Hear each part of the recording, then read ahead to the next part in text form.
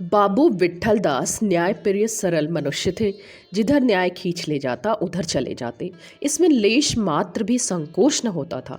जब उन्होंने पद्म सिंह को न्यायपथ से हटते देखा तो उनका साथ छोड़ दिया और कई महीने तक उनके घर न आए। लेकिन प्रभाकर राव ने जब आश्रम पर आक्षेप करना शुरू किया और सुमन बाई के संबंध में कुछ गुप्त रहस्यों का उल्लेख किया तो विट्ठल दास का उनसे भी बिगाड़ हो गया। अब सारे शहर में उनका कोई मित्र न था। अब उन्हें अनुभव हो रहा था कि ऐसी संस्था का अध्यक्ष होकर जिसका अस्तित्व दूसरे की सहायता पर और सहानुभूति पर निर्भर है, मेरे लिए किसी पक्ष को ग्रहण करना अत्यंत अनुचित है। उन्हें अनुभव हो रहा था कि आश्रम की कुशल इसी में है कि मैं इससे पृथक रहते हुए भी सबसे मिला रहूं। यही मार्ग मेरे लिए सबसे उत्तम है। संध्या का समय था। वे बैठे हुए सोच रहे थे कि प्रभाकर राव के आक्षेपों का क्या उत्तर दूं। बातें कुछ सच्ची हैं। सुमन वास्तव में वैश्या थी। मैं जानते हुए उसे आश्रम में लाया। मैंने प्रबंधकारिणी सभा में इसकी कोई चर्चा नहीं की, इसका कोई प्रस्ताव नहीं किया। मैंने वास्तव में आश्रम को अपनी निज की संस्था समझा। मेरा उद्देश्य चाहे कितना भी प्रशंसनीय हो, पर उसे गुप्त रखना सर्वथा अनुचित था। विट्ठल दास अभी कुछ निश्चय करने पाए थे कि आश्रम की अध्यापिका ने आकर कहा, महाशय, आनंदी राजकुमारी और गौरी घर जाने की तैयार बैठी है। मैंने कितना ही समझाया पर वे मानती ही नहीं।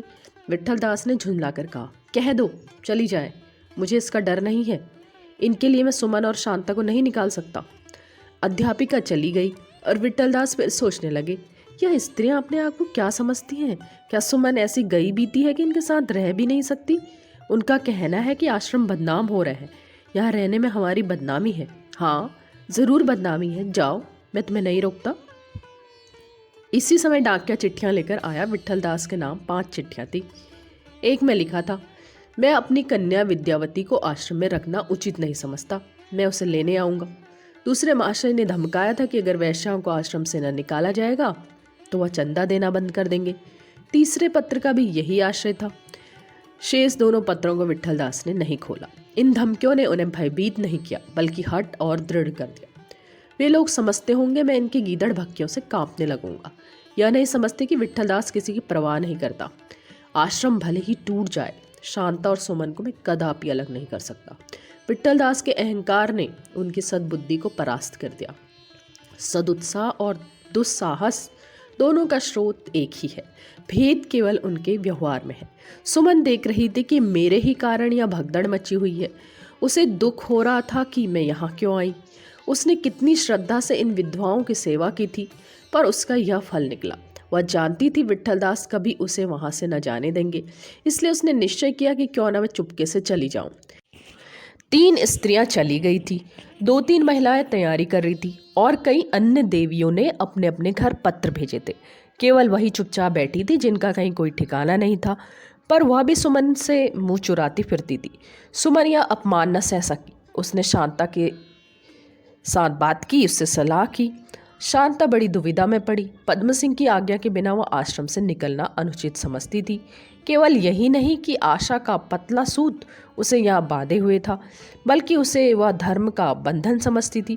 तो सोचती थी, जब मैंने अपना सर्वस्व पद्म सिंह के हाथ में रख दिया, तब अब स्वेच्छा पथ पर चलने का मुझे कोई अधिकार नहीं है। लेकिन जब सुमन ने निश्चित रूप से कह दिया कि तुम रहती हो तो रहो, पर मैं किसी भांति यहाँ न रहूँगी, तो शांता को वहाँ रहना असंभव सा प्रतीत होने लगा। जंगल में भटकते हुए उस मनुष्य की भांति जो किसी दूसरे को देखकर उसके साथ इसलिए हो लेता है कि 1 से 2 हो जाएंगे, शांता अपनी बहन के साथ चलने को तैयार हो गई। सुमन ने पूछा, और जो पद्म सिंह नाराज हों? शांता, उन्हें एक पत्र द्वारा समाचार लिख दूंगी। सुमन, और जो सदन सिंह बिगड़े? शांता, जो दंड देंगे सह लूंगी। सुमन, खूब सोच लो, ऐसा ना हो कि पीछे पछताना पड़े। शांता, रहना तो मुझे यही चाहिए, पर तुम्हारे बिना मुझसे रहा न जाएगा। हाँ, यह बता दो कि कहाँ चलोगी। सुमन, तुम्हें अमोला पहुँचा दूंगी। शांता, और तुम? सुमन, मेरे नारायण मालिक हैं, कहीं तीर्थ यात्रा करने चली जाऊंगी। दोनों बहनों में बहुत देर तक बातें हुई, फिर दोनों मिलकर रोई। जो ही आज 8 बजे और विट्ठल दास भोजन करने के लिए अपने घर गए, दोनों बहनें सबकी आंखें बचाकर चल खड़ी हुई। रात भर किसी को खबर न हुई। सवेरे चौकीदार ने आकर विट्ठल दास से यह समाचार कहा, वह घबराए और लपके हुए सुमन के कमरे में गए। सब चीज़ें पड़ी हुई थी, केवल दोनों बहनों का पता न था। बेचारे बड़ी चिंता में पड़े। पद्म सिंह को कैसे मुंह दिखाऊंगा। उन्हें उस समय सुमन पर क्रोध आया। यह सब उसी की करतूत है। वही शांता को बहका कर ले गई। एकाएक उन्हें सुमन की चारपाई पर एक पत्र पड़ा हुआ दिखाई दिया। लपक कर उठा लिया और पढ़ने लगे। यह पत्र सुमन ने चलते समय लिख कर रख दिया था। उसे पढ़कर विट्ठल दास को कुछ धैर्य हुआ, लेकिन इसके साथ ही उन्हें यह दुख हुआ कि सुमन के कारण मुझे नीचा देखना पड़ा। उन्होंने निश्चय कर लिया था कि मैं अपनी धमकी देने वालों को नीचा दिखाऊंगा, पर यह अवसर उनके हाथ से निकल गया। अब लोग यही समझेंगे कि मैं डर गया। यह सोचकर उन्हें बहुत दुख हुआ। आखिर वो कमरे से निकले, दरवाजे बंद किए और सीधे पद्म सिंह के घर पहुंचे। शर्मा जी ने यह समाचार सुना तो सन्नाटे में आ गए। बोले, अब क्या होगा? विट्ठल दास, वे अमोला पहुंच गई होंगी। शर्मा जी, हाँ संभव है। विट्ठल दास, शांता इतनी दूर का सफर तो मजे में कर सकती है। शर्मा जी, हाँ ऐसी नासमझ तो नहीं है। विट्ठल दास, सुमन तो अमोला गई न होगी। शर्मा जी, कौन जाने, दोनों कहीं डूब मरी हो। विट्ठल दास, एक तार भेजकर पूछ क्यों न लीजिए। शर्मा जी, कौन मुंह लेकर पूछूं? जब मुझसे इतना भी ना हो सका कि शांता की रक्षा करता, तो अब इसके विषय में कुछ पूछताछ करना मेरे लिए लज्जाजनक है।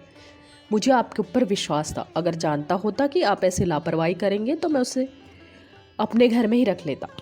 विट्ठल दास, आप तो ऐसी बातें कर रहे हैं मानो मैंने जानबूझकर उन्हें निकाल दिया हो। शर्मा जी, आप उन्हें तसल्ली देते रहते तो वो कभी न जाती। आपने मुझसे भी अब कहा जब अवसर हाथ से निकल गया। विट्ठल दास, आप सारी जिम्मेदारी मुझी पर डालना चाहते हैं। पद्म सिंह, और किस पर डालूं? आश्रम के संरक्षक आप ही तो हैं, या कोई और है? विट्ठल दास, शांता को वहां रहते 3 महीने से अधिक हो गए। आप कभी भूलकर भी आश्रम की ओर गए नहीं। अगर आप कभी कभी वहां जाकर उसका कुशल समाचार पूछते तो उसे धैर्य रहता। जब आपने उसकी बात कभी पूछी तक नहीं तो किस आधार पर वहां पड़ी रहती। मैं अपने दायित्व को स्वीकार करता हूं, पर आप भी दोष से नहीं बच सकते। पद्म सिंह आजकल विट्ठल दास से चिढ़े हुए थे। उन्होंने उन्हीं के अनुरोध से वैश्या सुधार में हाथ डाला था, पर अंत में जब काम करने का अवसर पड़ा तो वह साफ निकल गए। उधर विट्ठल दास भी वैश्याओं के प्रति उनकी सहानुभूति देखकर उन्हें संदिग्ध दृष्टि से देखते थे। वह इस समय अपने अपने हृदय की बात न कहकर एक दूसरे पर दोषारोपण करने की चेष्टा कर रहे थे। पद्म सिंह उन्हें खूब आड़े हाथों लेना चाहते थे, पर यह प्रत्युत्तर पाकर उन्हें चुप हो जाना पड़ा। बोले, हाँ इतना दोष मेरा अवश्य है। विट्ठल दास, नहीं, आपको दोष देना मेरा आशय नहीं, दोष सब मेरा ही है। आपने जब उन्हें मेरे सुपुर्द किया तो आपको निश्चिंत हो जाना स्वाभाविक ही था। शर्मा जी, नहीं, वास्तव में यह सब मेरी कायरता और आलस्य का फल है। आप उन्हें जबरदस्ती रोक तो नहीं सकते थे। पद्म सिंह ने अपना दोष स्वीकार करके बाजी पलट ली थी। हम आप झुककर दूसरे को झुका सकते हैं, पर तनकर किसी को झुकाना कठिन है। विट्ठल दास, शायद सदन सिंह को कुछ मालूम हो, जरा उन्हें बुलवाइए। शर्मा जी, वह तो रात से ही गायब है। उसने गंगा के किनारे एक झोपड़ा बनवा लिया है, कई मल्लाह लगा लिए हैं और एक नाव चलाता है। शायद रात वहीं रह गया। विट्ठल दास, संभव है दोनों बहनें वहीं पहुंच गई हो, कहिए तो जाऊं। शर्मा जी, अजी नहीं, आप किस भ्रम में हैं, वह इतना लिबरल नहीं है, उनके साये से भी भागता है। अकस्मात सदन ने उनके कमरे में प्रवेश किया। पद्म सिंह ने पूछा, तुम रात कहाँ रह गए? सारी रात तुम्हारी राह देखी। सदन सिंह ने धरती की ओर ताकते हुए कहा, मैं स्वयं लज्जित हूँ। मेरा काम पड़ गया कि मुझे विवश होकर रुकना पड़ा।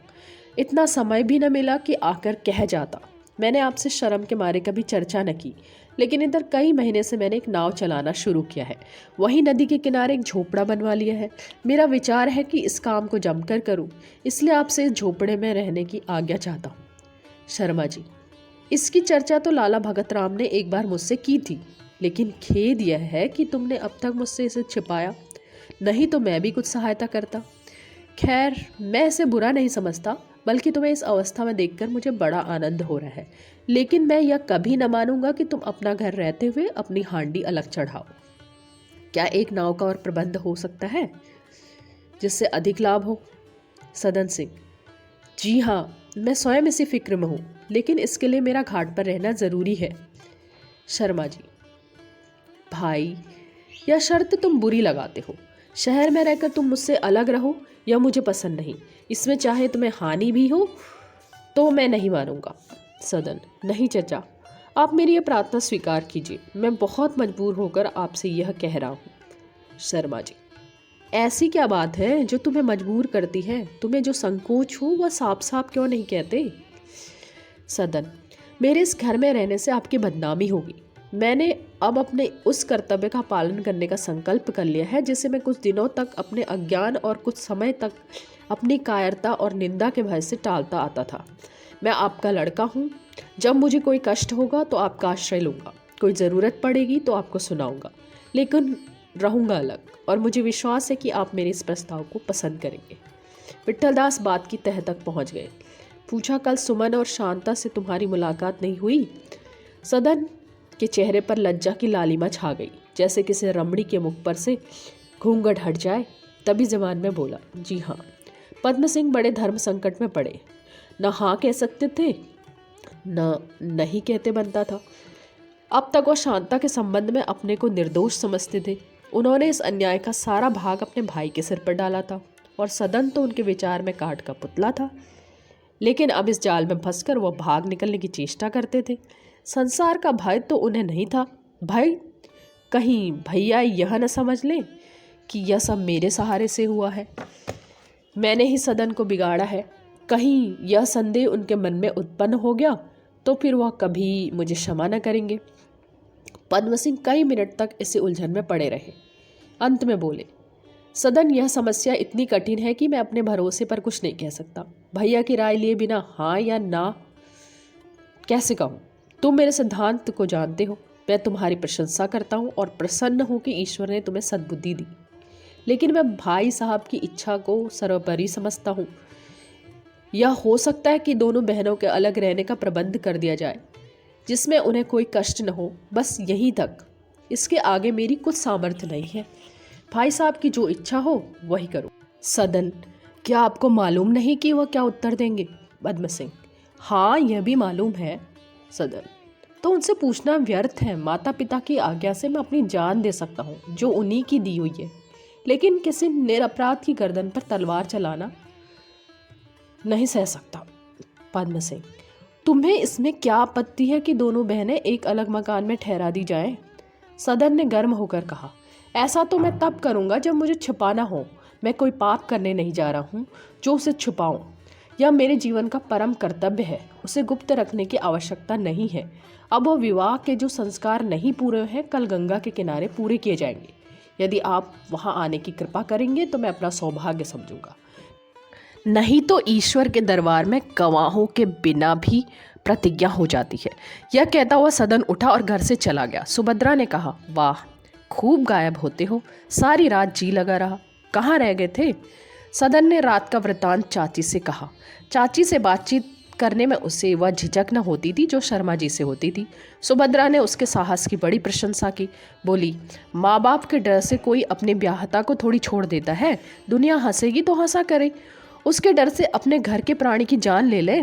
तुम्हारी अम्मा से डरती हूँ, नहीं तो उसे यहीं रखती। सदन ने कहा, मुझे अम्मा दादा की परवाह नहीं है। सुभद्रा, बहुत परवाह तो की। इतने दिनों तक बेचारी को घुला घुला कर मार डाला। कोई दूसरा लड़का होता तो पहले दिन ही फटकार देता। तुम ही हो जो इतना सहते हो। सुभद्रा, यही बातें यदि तुमने पवित्र भाव से कही होती तो हम तुम्हारा कितना आदर करते, किंतु तुम उस समय ईर्ष्या द्वेष के वश में हो। तुम सदन को उभार कर अपनी जेठानी को नीचा दिखाना चाहती हो। तुम एक माता के पवित्र हृदय पर आघात करके उसका आनंद उठा रही हो। सदन के चले जाने के बाद विट्ठलदास ने पद्म सिंह से कहा, यह तो आपके मन की बात हुई, आप इतना आगा पीछा क्यों करते हैं? शर्मा जी ने उत्तर नहीं दिया। विट्ठलदास फिर बोले, यह प्रस्ताव आपको स्वयं करना चाहिए था, लेकिन आप अब उसे स्वीकार करने में भी संकोच कर रहे हैं। शर्मा जी ने इसका भी उत्तर नहीं दिया। विट्ठलदास, अगर वह अपनी स्त्री के साथ अलग रहे तो क्या हानि है? आप न अपने साथ रखेंगे, न अलग रहने देंगे। यह कौन सी नीति है? पद्म सिंह ने व्यंग भाव से कहा, भाई साहब, जब अपने ऊपर पड़ती है तभी आदमी जानता है। जैसे आप मुझे राह दिखा रहे हैं, इसी प्रकार मैं भी दूसरों को राह दिखाता रहता हूँ। आप भी कभी वेश्याओं का उद्धार करने के लिए कैसी लंबी चौड़ी बातें करते थे, लेकिन जब काम का समय आया तो कन्नी काट गए। इसी तरह दूसरों को भी समझ लीजिए। मैं सब कुछ कर सकता हूँ, पर अपने भाई को नाराज़ नहीं कर सकता। मुझे कोई सिद्धांत इतना प्यारा नहीं कि मैं उनकी इच्छा पर न्यौछावर कर सकूं। विट्ठल दास, मैंने आपसे यह कभी नहीं कहा कि जन्म की वेश्याओं को देवियां बना दूंगा। क्या आप समझते हैं कि उसी स्त्री में जो अपने घर वालों के अन्याय या दुर्जनों के बहकाने में पतित हो जाए और जन्म की वेश्याओं में कोई अंतर नहीं? मेरी विचार में उनमें उतना ही अंतर है जितना साध्य और असाध्य रोग में है। जो आग अभी लगी है और अंदर तक नहीं पहुंचने पाई है, उसे आप शांत कर सकते हैं, लेकिन ज्वालामुखी पर्वत को शांत करने की चेष्टा करना पागलपन है, बुद्धिमानी कभी नहीं कह सकता। शर्मा जी, कम से कम आपको मेरी सहायता तो करनी चाहिए थी। आप अगर 1 घंटे के लिए मेरे साथ दाल मंडी चले तो आपको मालूम हो जाएगा कि जिसे आप सब ज्वालामुखी पर्वत समझ बैठे हैं वह केवल बुझी हुई आग का ढेर है। अच्छे और बुरे आदमी सब जगह होते हैं, वैश्याएं भी इस नियम से बाहर नहीं हैं। आपको यह देखकर आश्चर्य होगा कि उनमें कितनी धार्मिक श्रद्धा, पाप जीवन से कितनी घृणा, अपने जीवनोद्धार की कितनी अभिलाषा है। मुझे स्वयं इस पर आश्चर्य होता है। उन्हें केवल एक सहारे की आवश्यकता है, जिसे पकड़कर वह बाहर निकल जाए।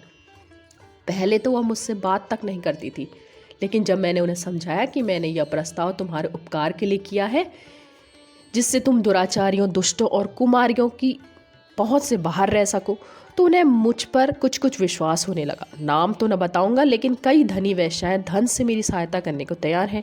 कई अपनी लड़कियों का विवाह करना चाहती हैं, लेकिन अभी उन औरतों की संख्या बहुत कम है जो भोग विलास के इस जीवन को छोड़ना नहीं चाहती। मुझे आशा है कि स्वामी गजानंद के उपदेश का कुछ न कुछ फल अवश्य होगा। खेद यही है कि कोई मेरी सहायता करने वाला नहीं है। हाँ, मजाक उड़ाने वालों का ढेर है।